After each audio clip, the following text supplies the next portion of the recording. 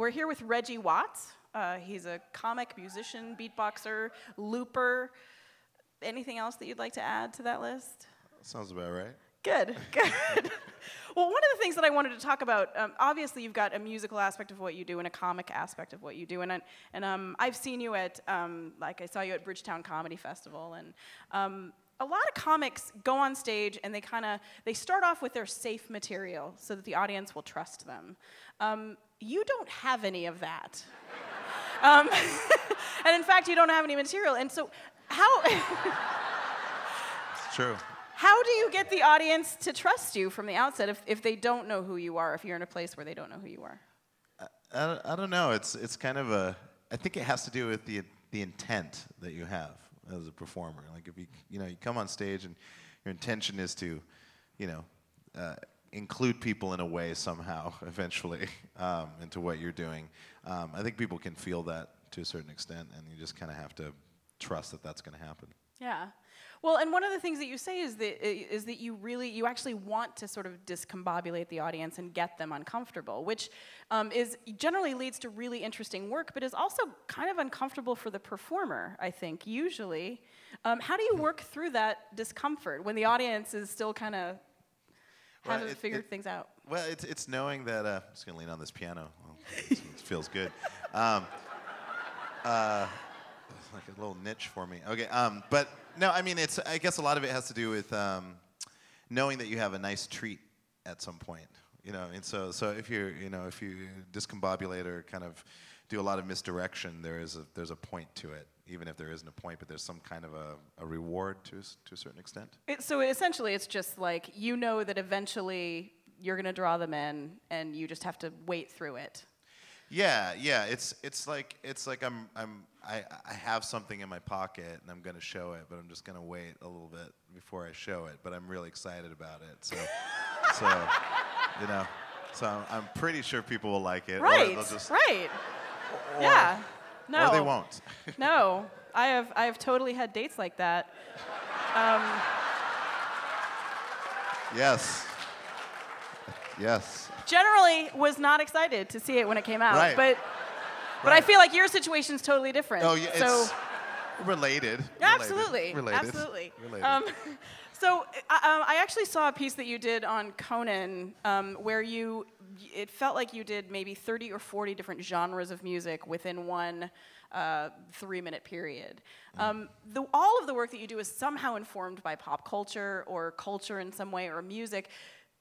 Do you actually feed that information in actively? Do you take in pop culture and music actively to feed your work, or does it just happen naturally? I think it just comes from curiosity. I mean, I grew up listening to a lot of top 40 radio, so I've always been fascinated with pop music, and I love pop music. If there's a good pop tune, there's an artistry to it. So I just kind of look at it like, okay, is there something like that compels me like it did in my childhood? So, whether it's a Katy Perry song or whatever, what have you, I'll definitely take a look at it because I like to go straight into the core of like, well, what's really super popular or perceptively what's popular. And then that interest and that curiosity kind of gets jumbled up with all the other dumb, science-y, fantasy things that I'm interested in.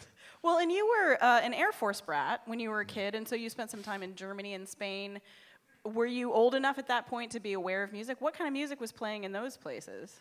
Well, I don't remember specifically, but I know my parents listened to a lot of jazz, and my mom loved James Brown, and she also listened to French folk music, and so those types of music were Ray Charles. Those were the earliest things I remember listening to. Mm-hmm. So, as a comic, I think that the majority of comics who actually write out their material, they spend a lot of time sort of looking for the absurd in the world so that they can take advantage of it and sort of expand it. Do you find yourself doing that? And if so, does it kind of change your view of the world a little bit? Yeah, I mean, all the time. I mean, I love like taking ordinary things and making them absurd. Yeah, I saw you do an amazing song about a giant purse one time. Yes. It's fantastic. Yes. Yeah, that's just like noticing, my manager in particular always had very large purses. And, but I noticed that was a trend, and I was like, well, what's inside there? And then usually there'd be a smaller purse, and I'd be like, why so many purses? Like, there's too many purses. And things that aren't purses, but basically are purses, you know. Pocketbooks, things like that. I don't know. So yeah, just absurd things, or like just doing the most obvious thing, but then like twisting it around in the dumbest way possible.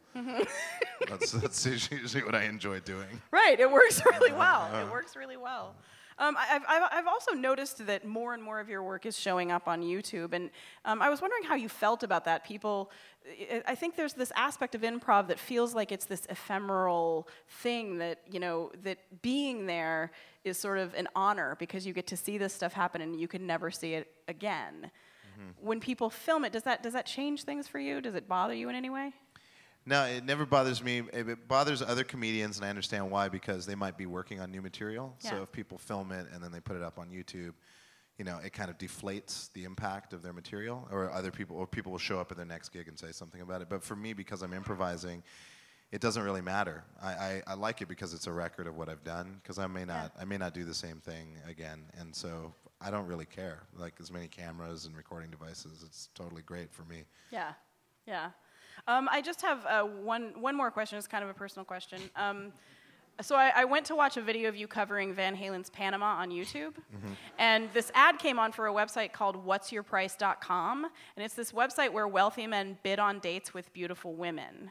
And so I just want to know what you think is worse, starting a relationship on this website or starting a relationship on ABC's The Bachelor. Wow. Well, I think, God, which one's worse, did you say? Yeah, which one do you think is a worse idea? I think maybe the worst idea would be the internet thing, because at least The Bachelor, there's like a structure to it and a vetting process, and it is a show, and you can be aware that it is a show, so you can kind of involve yourself in the way you want to. The other one's a little bit more of a high risk. Prostitution situation? A prostituzione, yeah, but... You know, but no money exchange, so it's not. Exactly. No, there's I appreciate your opinion. I will use that actually later in my life.